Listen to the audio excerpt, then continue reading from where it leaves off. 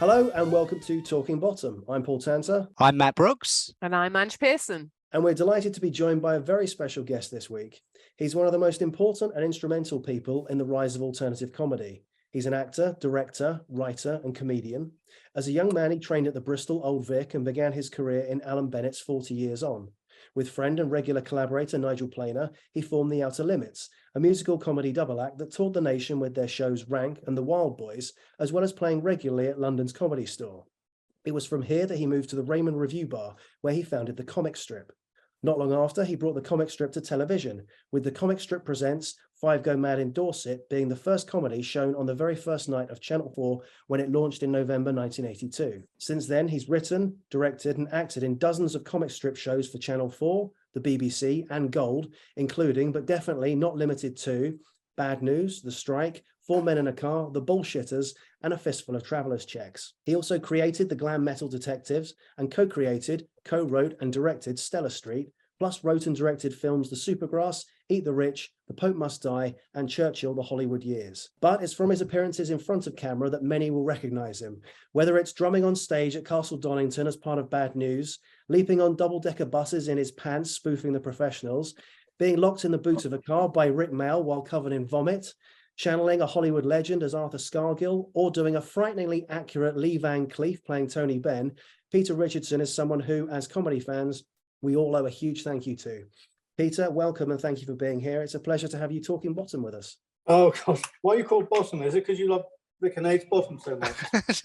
That's literally it. The genesis of this podcast was that it was born out of a love for that particular show. All of us, it was our favourite shows as younger people, and we thought we would do a podcast about it. You can't possibly like my shows, and if you like Bottom, it's like... They're complete opposites, are they? Yeah. I think the Venn diagram between your shows and Bottom is actually more of a circle than you think. Well, the first one they did was Mr. Jolly, who was next door. That was the prototype. That was the pilot that Stephen Frears directed of Bottom. That was the first Bottom. We've noted that in our podcast a few times, the similarities. Oh, yes. I mean, I know it was. I know that. I mean, they were doing that on stage as well with the Dangerous Brothers when we had the comic strip. They were known as the Dangerous Brothers. Yourself and Nigel as the Outer Limits, and Rik and Ade as originally 20th Century Coyote, but they introduced themselves at the comic strip as the Dangerous Brothers. Yeah. I mean, they've been doing the same thing since. We should probably intro that the BFI is happening this month, isn't it? Yes, so this month on Friday the 19th and Sunday the 21st of May, you'll be at London's BFI for a 41st anniversary celebration of the Comic Strip Presents. Actually, it's the 40th, really funny, because our first series didn't come out until February of 1983. Oh, so it's the 40th. Five Go Mad came out on Night on Channel 4, but the series didn't come out until... Okay. I don't know, it's very boring to point that out, isn't it? It's a technicality. Being very, very particular now. What I'll do is I'll now say for the 40th anniversary celebration, and now later on I'll edit that in, and it will sound like I knew what I was talking about rather than going on faulty information. Over the course of 3 events over 2 days, the BFI will be screening a selection of your favourite clips, plus The Strike, GLC, The Carnage Continues, Bad News, and Churchill, The Hollywood Years. You're also being joined by guests including Nigel Planer, Alexi Sale, French and Saunders, Gary Beadle, and Julie T. Wallace, and Nigel Planer for Q&As. Did you ever think all those 40 years ago that you'd still be screening the comic strip to audiences now? No, I mean, I think that was the we were still making, the last one we made was 2015 with Red Top. So we carried on for 30 so odd years, and I mean, it all depends who's in charge of what TV channel. And right now, there's nobody who wants to make something like the comic strip, really. They don't even make sitcoms, let alone comedy films. Was there no more appetite at Gold after Five Go to Rehab? No, we wanted to make more with Gold, but they didn't. I think Red Top, they got a bit scared of Red Top, I think, because they were kind of involved with the Murdoch. Sky owned part of Gold, I think. I mean, I don't know why they made it, actually, to be honest. But they sort of tried to pretend they hadn't. Sort of buried it, really. I mean, he got pick of the day, but they never advertised it like we did with the 5 Go to Rehab.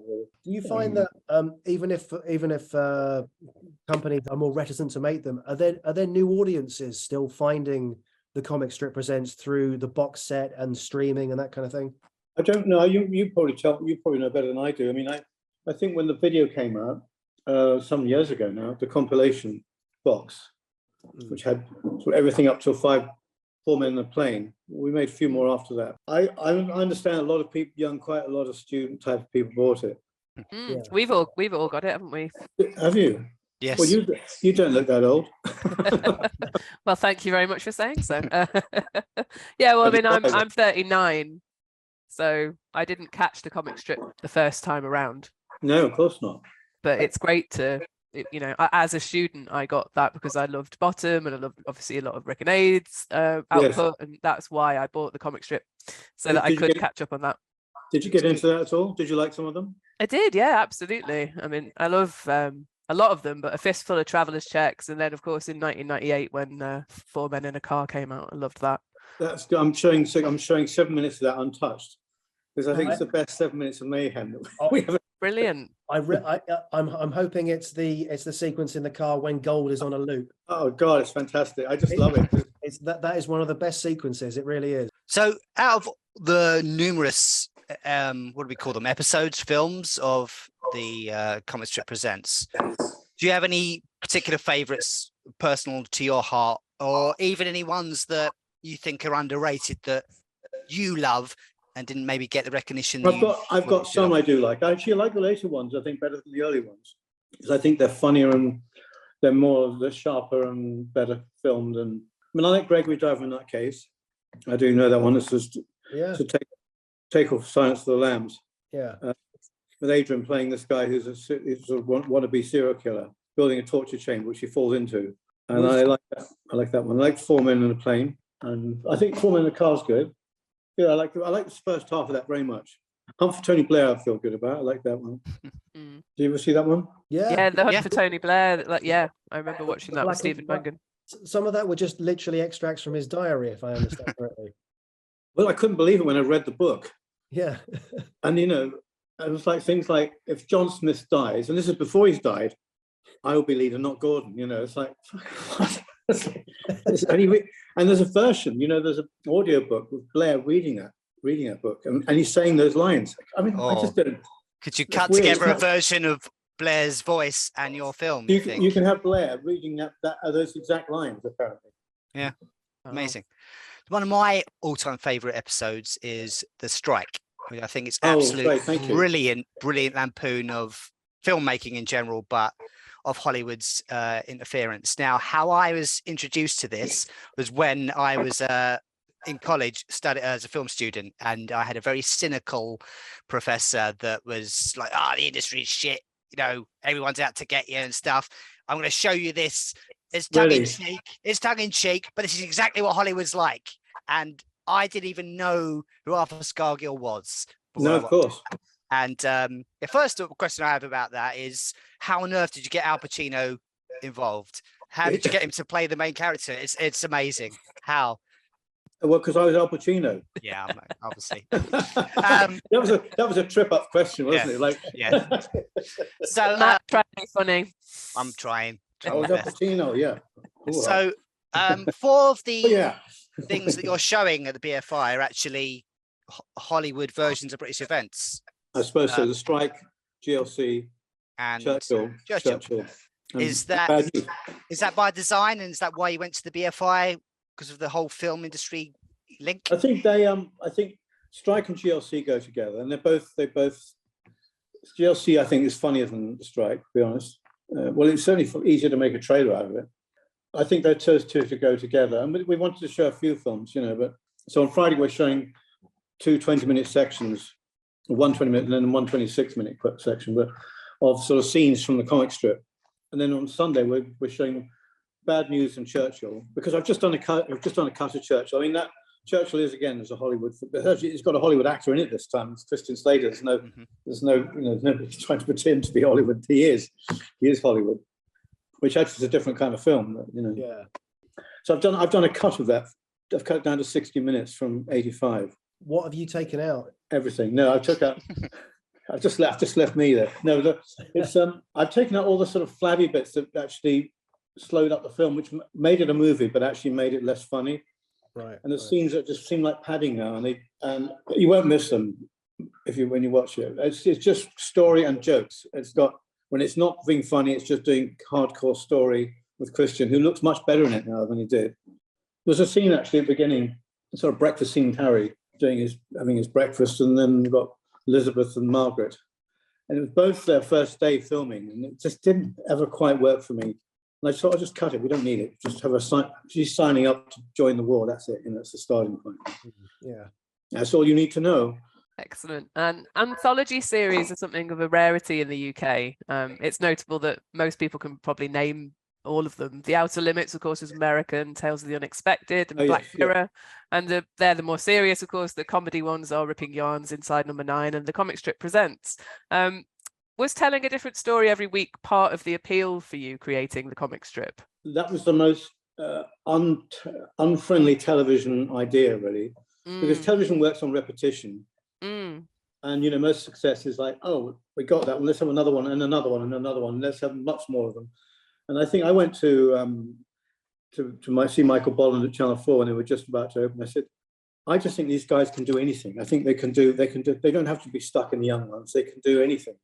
Okay. And so you've got a little rec company here. So it's like Ealing Films, or it's that sort of more akin to making comedies. And it's hit and miss, I'm afraid. And I didn't say it'll be hit and miss. I said they'll all be hits.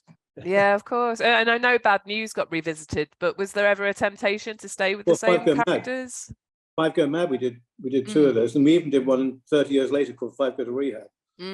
Did you ever want to do a kind of 6-episode same character format though, or did you find that would be too staid? I did Stella Street for that, really. I mean, Stella Street was just a bunch of Hollywood stars living in suburbia, but very different to what we did on the comic strip. It was just John and Phil playing everything, and I just did all the camera work and lit it, and there's just three of us make it. We didn't even have a film crew, hardly, Yeah, but that was what was great about the Comic Strip Presents, because you didn't know what you were going to get with everyone that kind of came on, and that was what was exciting. There were some you liked more than others, and certain people like different ones as well. Actually, there were people who liked, and it's funny, people don't always like the same ones. I know people who are in the film industry or connected to that like the strike, whereas people who are not don't kind of get the strike. Yeah. And I wouldn't say it's a hugely popular one, but it is one people say, oh, it's a very good one, but it's only people in the film industry which is nice. They can relate. Yeah. It's a hard thing to get right. It's like a lot of people don't want to know how the sausage is made, the term. No. It put me in mind, I was about to steal the credit for this. Paul said it reminded him of the episode of The Simpsons where the Radioactive Man episode. I don't know if you've seen that, but that's another really good lampooning of Hollywood interfering and not really understanding the source material on things. It's a shame that everyone gets the film jokes about filmmaking, because I think when they're done brilliantly, it's nothing better. It can't just be about that, but it has to have other things going on, doesn't it? I think, and it's all about as well. Yeah, I think I did fun of it, taking a very unglamorous story and making it glamorous was kind of fun as well, and playing with the truth and the history of it. Yeah. Which we did on Churchill as well, I suppose. And do you feel an anthology show like the comic strip would be given the same kind of freedom today as it seemed you were given back in the 80s by Channel 4? I think it was amazing. No one had done it like before or since. I think we were completely unique. And the only thing about comic strip, even though we didn't do 6 of anything, that got everyone going, oh, I've got to see the comic strip because I love, 5 Go Mad, or 6 Bad News, or 6 5 Go Mad. The difference is that I suppose 30 years later, we were still making new films. We still are. If somebody steps in and says, I nearly made one this last summer. Oh, really? Or Lie Another Day, about the Boris thing. Lie Another Day. Yeah. Love that. And the story, I tell you very simply, it wasn't a Hollywood thing at all. It was more like that Boris and Cameron and Osborne were actually Russian agents. Apparently, they brought trained at the Minsk Academy of School to learn to become Etonians. And they're brought into England as fully trained Etonian KGB agents. But they're called the Oxford Three. Nice. And well, you say you nearly made it. How come it's not been made? It got really screwed up by a company at the BBC who wanted to have control of everything. We said, even our first film, Five Go Mad, we got to choose the cast and the crew. And now you're saying you've got to choose that. 40 years later, you want to control it. Not going to happen, you know. Was that Lookout Point? Yes, it was. Absolutely awful. They're the people that they're the people who made Happy Valley and stuff like that, aren't they? Right. I'm sure they're very good. No, they were shit with us. And they can't mean the whole thing blew up because of them. You know? Right. I was working with Shane Allen, and co-writing with him. You know, it was just great, and I thought it was going to be a fantastic one. How close did it get to filming? Did you have cast in mind for Boris Johnson? Cast, locations, the crew. Do you mind? I didn't have Boris. I didn't have Boris though. Okay. Was there anyone that you wanted for Boris? I did. I wanted. I've forgotten his name. A Middle Britain guy. Matt Lucas.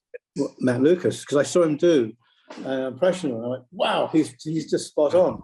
Yeah. He wouldn't do it. I think he didn't want to be stuck. He just so hated Boris. He didn't want to be stuck doing it. You know? Or be ever forever seen as Boris. Give him PTSD or something. So I would have found someone, but I wasn't going to do it myself. Now Boris is no longer Prime Minister. Has that opportunity? Of course. I mean, how about that? You know, so I mean, literally, as the film would have come out, we already fired Liz Truss. never mind Boris. You know. So probably I was like, maybe God was looking after us then. So. Well, yeah, it's a good thing you didn't start developing a Liz Truss. But I hope we still keep making it. You know, we bring younger people in as we all start falling off the perch. You know, yeah, we've lost a couple already. Like do you think It Ends Badly will ever get made? I keep having faith that it will. Yes, I think it's our best script. We've spent so long working on it. Have you still got Steve Mangan and Harry Enfield in mind? Or yes, I do. Although every day they're getting older. I'm gonna have to go for. I mean, it was originally going to be me and Rik playing this part. Right. Right. And about 20 years ago, I thought, no, we're too old for it. It's been going a long time, that one. Through the comic strip, you played a lot of different characters yourself, sometimes spoofing detective genres or playing a Hollywood version of a British politician, or in one of my favorite ones, playing a very scarily accurate Lee Van Cleef. Oh, really? God, it was quite tough to do that, yes. You look and sound and act just like him in that. It's really uncanny about how accurate doing with your face, the makeup. It's extremely accurate. Thank you. It was a tough one to do because the voice was so not me. Yeah, as you can hear. So I had to gargle whiskey before I said a line. Okay, let's do the line. But of all the characters that you played, was there a particular favorite that you had? I quite enjoyed seeing. Actually, one I thought was also quite tricky to play was Jason Bentley in Detectives on the Edge with Jim Broadbent. And I played the guy in the velvet suit, which actually was a precursor of the Hollywood film. You know, the Austin Powers. Austin Powers, because he did Austin Powers about 5 years after that, 4 or 5 years after that. So I don't know whether you saw our thing, but that show was amazing, wasn't it? The guy with, probably you never saw it, Department S. No, I saw it. Yeah. And Peter, Jim Broadbent, fantastic in it. And Peter Wingard. He was so kind of decadent 60s sort of thing. That was fun. And his voice was so actually, you know. So that was a hard one to get right. But I got the voice on that. I quite liked doing that one. When you saw Austin Powers, did you have a similar feeling to how you must have felt when you saw Spinal Tap for the first time?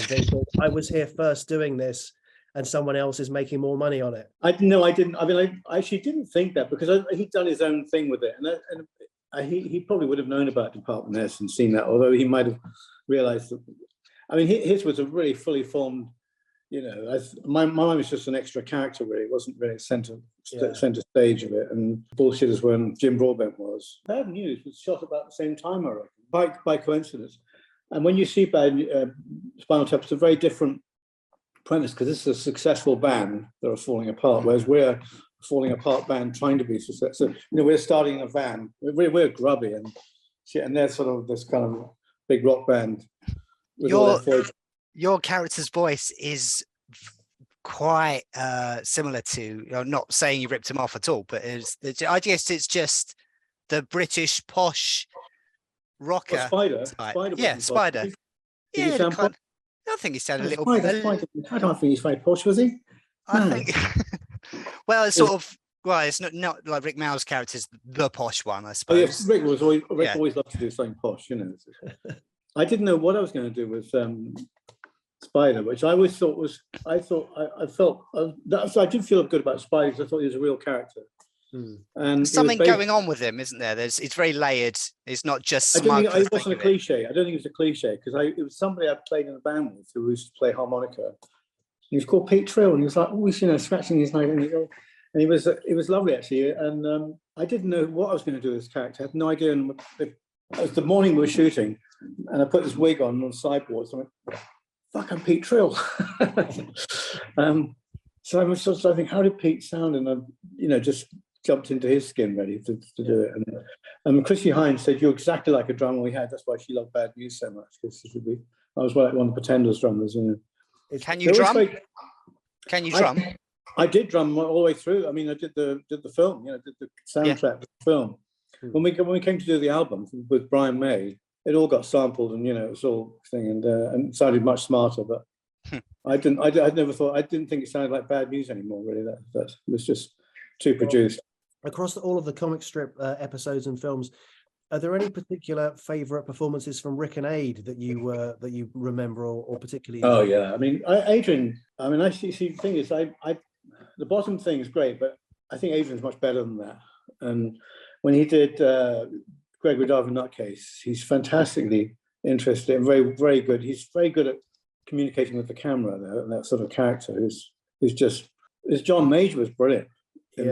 Where he's running away from the circus to become an MP. Yeah. Running away from the circus to become an accountant. He nails that voice very well, doesn't he? Oh, he does. Yes, he does. He's doing both at the same time, isn't he? He goes back to the circus while he's an MP or something. He has to work in the circus in the evenings. That's what's funny. Yeah. He's going from Parliament to the circus and then pouring water, getting cream cakes in his face and all that stuff. I love the film. I really think that film's funny, actually. I've used that. I'm going to show that on bits of that on. It was good. He was very good playing the lead part in Supergrass.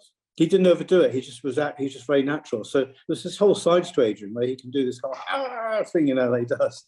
But he can also act and do, something quite. I always found that with Rik as well, though. Whenever Rik had a more serious role, you really got to see his acting chops, Yes. I think Rik was better being Rik, funny enough, because I think that's what he always wanted to do. It's what he loved, isn't it? Yes, he loved to be Rik and showing off and being naughty and being naughty. I mean, I love him in New Statesman, and he was brilliant on stage. You see, I think he loved an audience so much that he wasn't happy on film. What always would happen with Rik is because he's a stage performer and he loved to hear laughter, and it was getting a laugh was all he cared about. And when he did a film, he'd do the rehearsal and the crew would laugh. And then they do the take, and they'd be all quiet. And he'd go, "We better go again because you didn't get a laugh." That's funny. And you can't say to it, "Look, they're doing their job. They're just they should still be laughing," Because when he does it on television, near the bottom, there's a big, massive audience there. So it doesn't matter that the crew laugh because you can't hear them laughing because everybody else is laughing. So but you feed off that energy, I imagine, as a performer. But he did like Fistful when he's in the desert, spitting and all the spit going. Just that whole detail is good. I think he liked the whole thing of doing the Western thing. And we sat when we were on tour in Australia. We sat around talking about how to do a film like that, and that was where it started. About a year before that, me and Rik talking, sitting by the pool in Adelaide. Do you recall the first time you met Rik and Ade? Was it at the well, yeah. Oh, yeah, absolutely. I mean, they weren't Rik and Ade, it was just Rik. Rik came on and he did, he did these poems. Have you seen the stuff he did? Yeah. The theatre and Vanessa Redgrave. Yeah. Very funny. And it was like him being very serious and getting upset because they're laughing at him. I mean, what is love like, shut up. they won't stop laughing. It was exactly what the intention is, but it was so beautifully done. And then you bring on Adrian at the end, who's this long-haired guy, didn't look anything like Adrian does now. And he sit on a chair and they do like a Beckett sort of spoof, and it was all right. But they love Rik so much they never booed or because he used to shout "gong" get people off the stage if they weren't funny in the comedy store. But they so love Rik that they won't put up with it. And it wasn't until about a week before we started the comic strip that Rik and Ade suddenly became a double act, and they came up with the Dangerous Brothers, and they put these two suits on, and suddenly that was the moment when they just took off. Were they a difficult act to follow on stage? if you were going on after them? Well, I mean, up until then, we were a much funnier act than they were, apart from Rik being wonderful on his own, which he still did a bit of that. But it was so kind of visual and violent and bottom-like, you know, the whole thing, that it was. I said to Nigel was furious that we put them on in the second half, and we went first. I said, it's better we go first, you know, and we're better in the first half, because I just said you can't. It's very different, that kind of energy they're putting in there. You know, so I'm always working as half director, half producer. And when you said I got shut in the boot by Rik, I'm directing that scene as well. Yeah. I'm directing myself being crushed in the boot. Do it harder. Can you talk briefly about how you met and formed your double act with Nigel? He says we met at the first Glastonbury, which I've done a film of. I've never seen him in the film. I've looked at it. We met at a friend's house 2 or 3 years later. And they said, "Oh, you'll love Nigel because he's really funny and he wants to be an actor." And yeah, okay. and I just sort of been on tour with a theatre company, you know. And I was into comedy, but suddenly the two of us clicked, and we went to see. I think you probably know this. We went to see a couple called Sal's Meat Market. 2 Americans. One became very famous because he was the John Ratzenberger who was in Cheers. He was the postman in Cheers, and they just did this brilliant play, the 2 of them playing all parts, you know, and we were so influenced by that, and I think that's what inspired us to start doing an act together where we play lots of parts, kind of thing.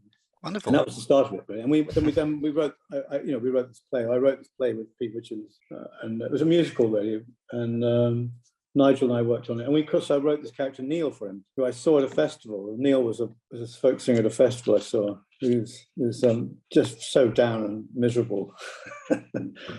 Nigel played him in the show, and that was, of course, later became Neil from the Young Ones. You know? So the origins of Neil was actually the genesis of that was you seeing someone. I saw someone at the festival. I wrote the first scene. In fact, I wrote the first song he did, which is, you know.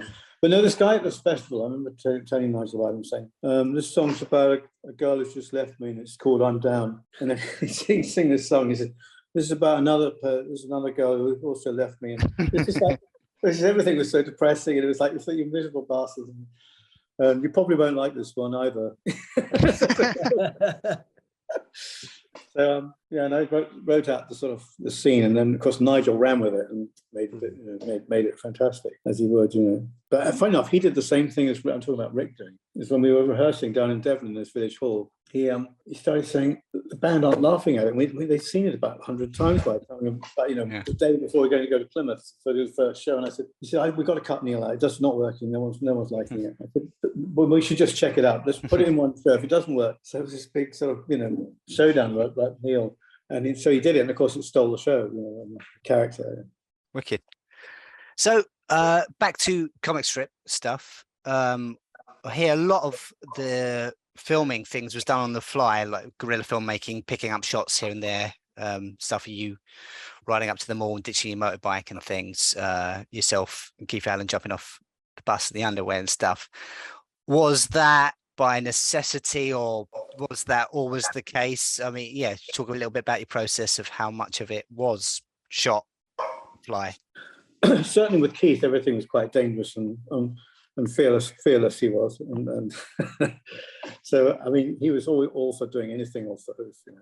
I mean, it was always more arranged than it looked. I mean, it was all much more organised than probably. I mean, it was made to look like it was pretty fly, a lot of it, and some bits were. I mean, I think but we did the buses thing because we'd never get permission to jump on. And because in those days people weren't hung up on health and safety quite the same way, I mean, in those days you could get on a moving train. You could open the door and jump on it like we used to at Paddington. Yes. So there's people who. I mean, I remember we did the Hunt for Tony Blair. I said to Stephen, I want you to run along this train, and as it's moving, open the door and run. And it's only going like 5 miles, going, So I said, and the guy said, certainly not. You can't do that. Not here. You can't do that here. It was just going very slowly around. So anyway, I was going action. Go on, Stephen. So he did it anyway. He wasn't going to hurt himself, of course. It was still moving. And then we sped up the train afterwards. So the train was moving a bit faster, and he ran faster as well, of course. And back when you were leaping on and off of buses in your pants, did you get much of a reaction from the people who were just there going about their commute? And my wife went up shopping, and this lady said, "I saw your husband. He said he wasn't wearing much, and he was running on it." She heard everyone was telling her what had gone on. So it was just around the corner from where I lived, stupidly. Is it true you nearly got arrested by the police, but when you ditched the bike? Strike, yes, I did. Yeah. That was because in fact we did most of that strike stuff completely illegally. Because I mean, it was a trial bike. It wasn't even, it had no insurance, it had no helmet, no MOT. I mean, it was a completely legal bike anyway. So if you could try and get permission for it, was and getting permission to go past the mall of the palace with a thing, you know. So I was like, and of course I worked with this cameraman who was an absolute cowboy. It was fantastic, John Metcalf. When he wasn't working with us, he was doing promos with David Bowie or Duran Duran. So he used to go between us and rock and roll. He wore a cowboy hat, leather jacket. He was nothing like your BBC guys at all, you know, the blue anoraks and stuff. And so he was totally up for doing an illegal. So he's in the back of a van coming around Palace. And in the film, I've got to sort of look like I'm running out of petrol, which of course I just sort of take the bike like this and threw it down in front of the traffic and ran up to the van. And John said, "Yeah, it's quite good. We have to go again, I'm afraid." Woo, woo, woo. The police were, so there's absolutely no chance of going again, that's for sure. And they arrived, they said, because I was directing it as well, and he said, "Right, who's in charge of you?" Pointing at me, and I said, "No, I'm just an actor." Brilliant. He said, "Right, well, who's got the bike then?" Because the guy who had the bike was fined £500 for nothing being legal, and which we paid, of course. But this is thing. But he was very game about it. So we didn't get to do it again. No, so that's what you saw was one take. How did the series work in terms of budgeting with the comic strip? Did you get a budget per series, or was you allocated X amount per episode? There was a price on each one, I suppose. I mean, the thing was, there was a price for the whole series, which occasionally go over a bit. But you know, one film would cost, say, 100,000. The next one would cost 160, and the next one would be 80. You know, so it balanced out. So it was a money for the whole project, for the whole 6 films. And so that was basically up to us to sort of make them. Yeah. And so we saved up to go to Spain, and we shot Spaghetti Hoops with no money at all. Which was one of them? No, it wasn't. It was.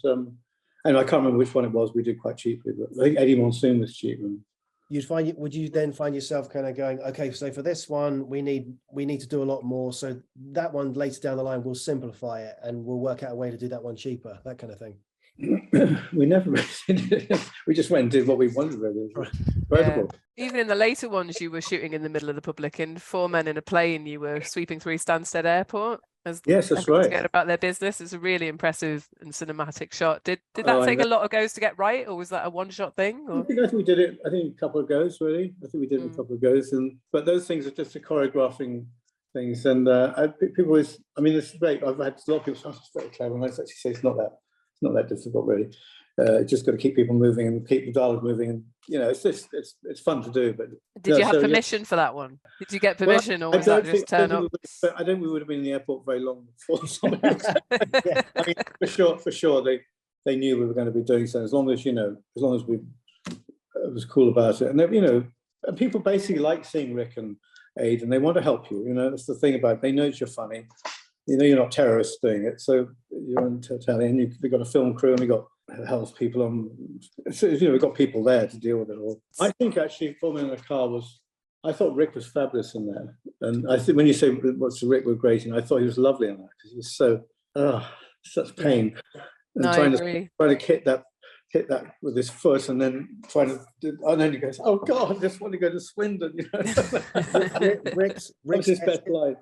Rik's escalating mania in that is brilliant, as you say, from sort of taking out the aggression on the radio through to then ripping out the cords of the engine, getting hit by a truck, getting hit with his arm by the truck, and it's like, yeah. I love when Adrian gets punched, and I don't know, I can't. It may be the camera's idea, but that lens. Are you all right to drive? The faces are all going. I do also really enjoy Nigel Planer's laugh when he gets out and sees that Rick's arm's broken. And yes, that's right. It's horrible. Yeah, horrible. Yeah. And then we did the plane one, which actually works better in the second half than the first, but different kind of thing. Did you like that one? I love, but 4 Men in a Car and 4 Men on a Plane are two of my favorites. It might be because of the age that I was when I saw them, but like that whole sequence in the car is probably my favorite comic strip sequence out of everything. Yes. And Four Men and a Plane is really well done as well. You mentioned that as Rik is shoving you into a car and breaking your legs while you've already thrown up vomit that he says smells like battery acid, that you're also you're directing the scene as well. Is it quite a challenge to, and you've directed a lot of episodes and you've been in a lot of episodes, how challenging is it to direct it and also be in it at the same time? I tend to sort of do everybody else around me first, and then I sort of put myself in the, I've got a very clear idea of how we're going to cut it, I suppose. I mean, I don't waste any, there's not much wastage when we shoot. It's usually all used, you know. I was interested to know when you, in terms of directing, what your process is. In that, I wondered, do you storyboard it? Do you come to it with a shot list, or do you sort of look at the blocking and go, right, I know what I'm going to do based on this on the day? I assume when you're shooting a spaghetti western spoof, you know that you want the tight shots like that and the hand on the gun and that kind of thing. That's right. But how sort of how much of, you know, in terms of shots do you come to the shoot day knowing that I think I go to I look through every scene usually, sort of, because you've written it and you've sort of, did I write that? Shit, we're going to shoot that, have we? God. Something you've written, you know, you've sort of basically you've forgotten your writer now. Yeah. And you look at it saying that doesn't work. We've got to tighten now to do something. So you look at your script and go, it's just like belongs to somebody else now. Yeah. That's how I do. I don't think, oh, this is my work. This is all my work. It's my writing. Let's go. This. Can we do better with this? You know, have you got any ideas how we'll just try this and try? You know, if something looks clunky when you're in the spot. So I tend to sort of go through, you know, the night or the morning before and just figure out how am I going to do this scene and what's it going to cut to and how's it, you know. I'll tell you a quick story actually about directing. Was when Steve Martin came to see our film, The Supergrass, at the premiere. Yeah. And we were huge fans of his from The Jerk, you know, and it was one of the funniest films ever, I thought. You know, the first half is fantastically funny. I was so in awe of him coming. And the next day he phoned me up and I thought it was my father-in-law, who's American. He said, hi, Peter. This is, and I said, oh, Norman, how are you? And he said, it was Steve Martin. So I wanted to come down to Pinewood. And he was shooting Little Shop of Horrors, which is a film where he's a dentist or something. Yeah. And we were having a thing. He said, well, I really like Supergrass. He said, and he was very nice about it. He said, the scene where you were all laughing, you're playing this kind of truth game, you're all sitting around laughing. He said, look just so like you really were laughing. And he said, well, you were directing it, how did you do it? I said, I'm on one word, I'm on outro. And he was like shocked. And there was no way he just thought, what? And I said, well, how did I do it? And I said, well, I gave the cameraman 3 shots I wanted done. I said, before I take this drug, I want you to shoot it. And that's see how he was lighting it. So I left it down to him to shoot it. And that's how I did it. But, that particular scene, yes. But I knew I had to do it because we had to get out of it. So, what was it like directing your friends? And because I saw in a little snippet of an interview where Ade mentioned you had a bit of a row shooting Four Men and a Plane. Did you ever have any difficulties shooting those guys? I think what had happened, what I liked about the end of the car one was the 4 of them standing on the bank when the car gets totaled, and there's a sort of shot of the 4 of us. And I thought, what I'd like to do is to shoot the scenes as much as possible with all 4 of us in the camera.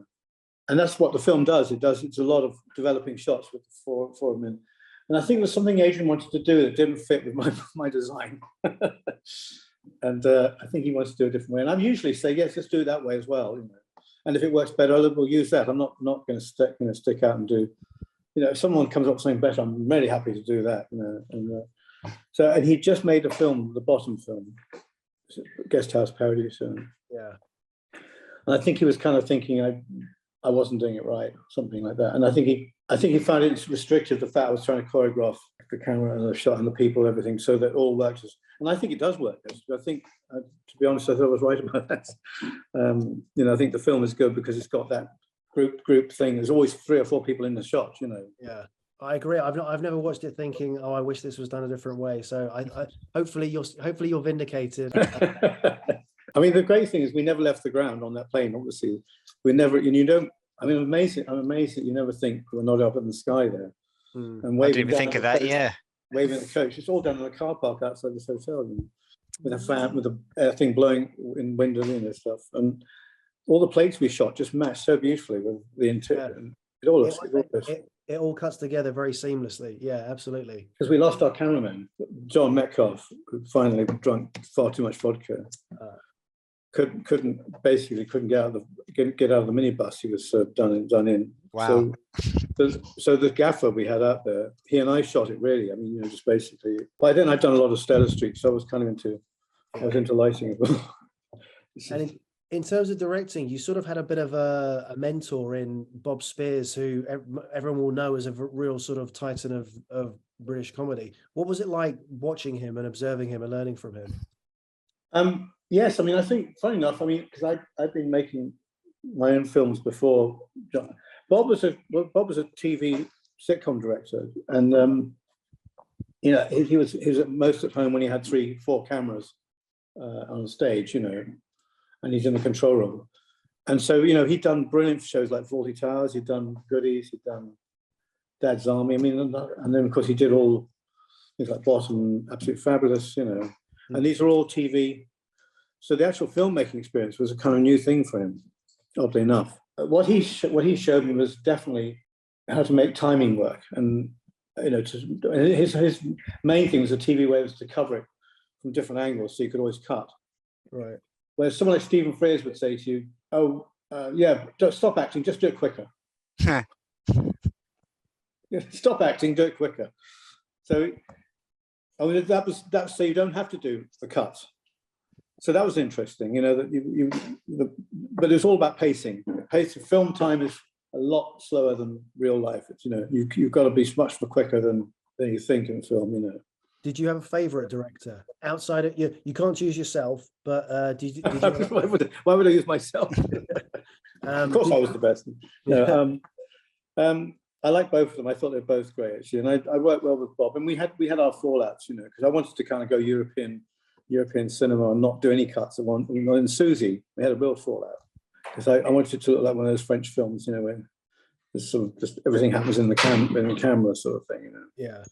But he just said, you're going to being much too artsy fartsy here, sort of thing. So I think Stephen was more of a teacher, actually, for enough, because he teaches at the film school. He said, you're coming on next. You should give me little lessons, so you're going to come on next. He said, in Consuela.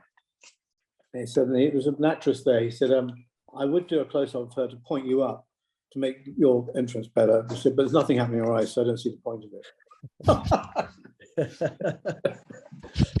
I won't tell you who that was, but I hope that wasn't within her. Was that within her earshot? Probably. I mean, Steve was so outrageous. I mean, with Rik and Ade, he was very funny with them because he'd say, right, what are we doing today? Like, he just took it out of his car. So what are we doing today? Like, he hadn't been up all night working on the script. Where's Rik and Ade? Right, okay, read out the scene. Right. And so they'd sort of read the scene. He said, right, you say that, you say it, don't you? No, you say that, and then you say that. Okay, go on. And he's showing the cameraman, he's doing this with his fingers to show the cameraman what they're shooting. And they do the thing and they finish. And he goes, and that's funny, is it? and he goes, Rik, so yeah, that's the joke. He said, how depressing. Right, camera over here. Wow. So that was interesting working with him. I mean, he was awful. He was very close to Robbie on the bullshitters, Robbie would be doing, what he hated was that someone who was too at home in front of the camera. And so he wanted to inflict a bit of danger. So Robbie would be just about to do this long little speech. And what Robbie would do would be telling a story right up until the clapperboard goes in, like that. Yeah. He'd be telling a story and just switch straight to the character when he's doing this bit. I've heard that as well, yeah. And then at the end, Stephen went, "Can't." He said, "That's dreadful. Do it again." Robbie went, "It's just because he didn't like him talking before he was going on." So a bit of a nerdy question here. Don't know if you can remember the answer to this. In Falling in a Car and Falling in a Plane, everyone apart from you has the same name as the other one. Yeah. Assume they're the same character, I guess, but not you. Do you know why that is? I didn't like the character I played. I just thought I couldn't get into it. I couldn't get a handle on it. And I met someone on a shoot. I did a commercial I did a lot of commercials, by the way, when I wasn't doing. So I learned a lot from doing 30-something in 30 seconds, which was it helped inform me in my car to shoot like that, This character was also really sleazy with a goatee beard and stuff, and in Switzerland. And I thought, that's the guy I should play thing. So I just didn't want. I wasn't happy with the character I was playing with. Fair enough. I mean, I thought the other three were great, but I wanted to have something a bit more that I could show off a bit with, Yeah, in Four Men in a Car, the character was a bit more of a victim for the others, wasn't he? Whereas in Four Men in a Plane, he's more of an equal. I'm just more sleazy and just a bit more like, just my own kind of got my own space a bit. And I thought I just was a bit of an extra on that thing, which I didn't mind. I think it worked fine, Is sleazy the most fun thing to play? I suppose Rik and I used to love, that whole sort of, because it's like Leslie Phillips, isn't it? Everyone wants to be Leslie Phillips. And also it's funny, I suppose, for us, it's the boo hiss kind of character like that, And businessmen on a conference is them at their worst as well, wasn't it? So I think you can have a lot of fun. Absolutely. And I think we really delved into that world thanks to Pete and his brother. His brother was in that world. So Pete knew all the lingo and all the sort of, Pete Richardson knew a lot of the stuff about that. But Adrian had the idea about the record. I've got to say, it was Adrian's idea about the skipping gold. Yes, what's it indestructible? Mm-hmm. You're indestructible. Indestructible. Yeah. Indestructible. So comic strip started on Channel 4, but then finished there on 1988 and moved to BBC in 1990, and then back to Channel 4, and then Gold. How come all that happened? Who's ever there. I mean, there's nice people move in. They want to work with you. They obviously move for more money to another channel. Then you may see them at the other channel. So then someone moves in and goes, I'm doing things differently now. I mean, that's what happened with Michael Grade moving into Channel 4. It was he lost everybody. He lost Harry Enfield and Vic and Bob, me, us, and Ruby and Jonathan Ross. I mean, it was just an absolute, But and in fact, we were in Montreux getting aboard for the strike, and he was having dinner with us, smoking his huge cigar. He said, "I understand you're doing your next series on video or something." And I thought, "Oh." I said, I didn't know that. He said, "Oh, maybe I misheard it." Because what you're saying is, you're not doing films anymore. You're going to do something on television that I want. So everything I sent him, which was, The Pope Must Die, which was a 3-part thing with the comic strip. Pope Must Die and 5 Go to Hell, we were going to do in the jungle and stuff. And he just cancelled them all. And we had no choice but to go, really. And the BBC gave us the same money. We said, we don't want any more money, than we just want the same money as we had Channel 4. Was there any issue with keeping the name, the comic strip? Was there any fight on that or anything? Or? No, I started the comic strip as a club. As a club. Yeah. So it was already, my thing. So, comic strip. Do you feel a spiritual home with any channel in particular? Do you feel like a Channel 4 thing, or do you just think of it as your... all those people that were there have gone. They went. Yeah. I mean, they were gone by the end of 1989. There was no one left that, you got close to. They'd all... Jeremy Isaacs had gone, and he was really the kind of guy behind us, And Mike Bolland, who commissioned us. So suddenly we were with a whole new lot of people at BBC. And they move around like crazy anyway. So, they're always swapping jobs and moving to another channel. Everyone's always kind of going up and up and up the pole to get to the top. Yeah, but the comic strip was it's your baby, isn't it? So like whichever broadcaster it was on, it was, So actually, the weird thing is now we're now on ITV at Redbox. So we've done them all. We've done them all now, except we haven't made anything new for them particularly. But apart from these best half hours I've just cut, these half hour. It's been quite well documented that the young ones went out a week after the comic strip because the BBC didn't want to fall behind these guys. Right, yes. What were your feelings about that at the time? It was quite unpleasant in some ways. I mean, I think that it was this producer Paul Jackson, I think, came in and he basically wanted to split the double acts to start with. And that was what got me on the wrong side of him, really. He did a talent show called Boom Boom Out Go the Lights, where he said, right, I want Rik, but I don't want Ade, I want Nigel, but no Peter. So we kind of been working for months together, getting these acts together, and suddenly he was splitting everybody up and cherry picking who he wanted. And then he did the same thing when I started the comic strip, and Dawn and Jennifer came and I auditioned them, and they came and joined the comic strip. And they were teachers; they hadn't done anything on stage, before, apart from what they'd done at drama school. And he came and he said, "Right, I'm going to do this show again, but I want you guys, but not the girls. You don't need them." I said, "You can't come in here and do that." I was really cross. I said, "You can't come and cherry pick this game. We're part of a group now. So anyway, that sort of basically alienated me. was definitely not going to be considered for the young ones, which I'd written 2 characters out of it. You know, that Mike and Neil were both sort of characters I invented. But I think what happened then was that Channel 4 suddenly was going to start, and I was invited to go in there, and suddenly I was going to make a series of films. I went, wow. So what do I need to worry about? Was there ever any sort of question of, I created these characters, so you can't use them, that kind of thing? I never went there actually, and it's only sort of recently I thought, hang on, I created those characters. I think the bigger picture was I was going to work with our gang, even though someone had gone off to do the young ones. I was going to work with them on the comic strip for years. I mean, the young ones was finished by 1984. We were still making films in 2004 with the comic strip. Yeah. You know what I mean? It's like 30 years of it. So I was going for the long form. I was going for the long haul, you know. Yeah, absolutely. And the young ones is often quoted as obviously a turning point in alternative comedy, but I think it's the comic strip, as you say, had the longevity. You know? Yes, and they were doing stuff that they've been doing in the comic strip. I mean, that's where they got first seen, I suppose. The other thing I would say about the young ones is that when I watch it, I don't think I would have been safe in it at all. I don't think I would have created a character that would be. I think the sitcom world of Paul Jackson, the way he did it, and it's the right one. That's Paul. That's my editor, actually.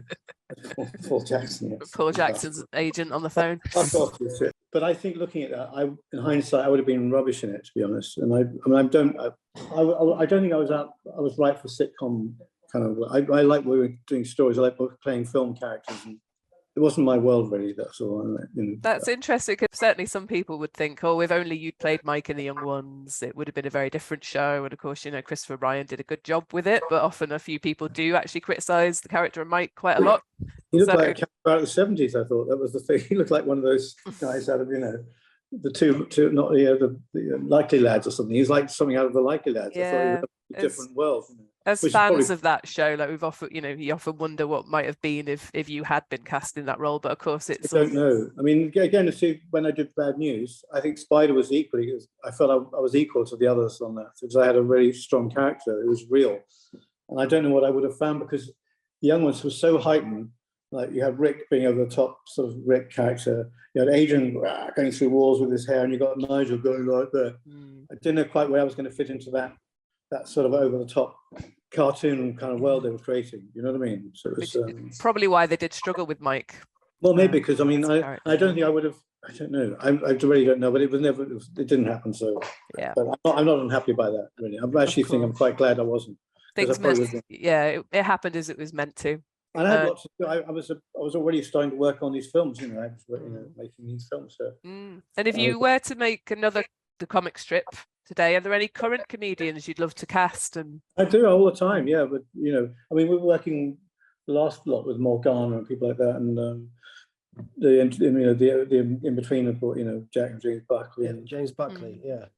Yeah, so I mean, there's always new people coming up that you want to work with, So yeah, I'd love to work with them. Yeah, and obviously, would you like to get any of the old gang back together? Oh, we'll try. The ones that are still alive, you mean? Yeah.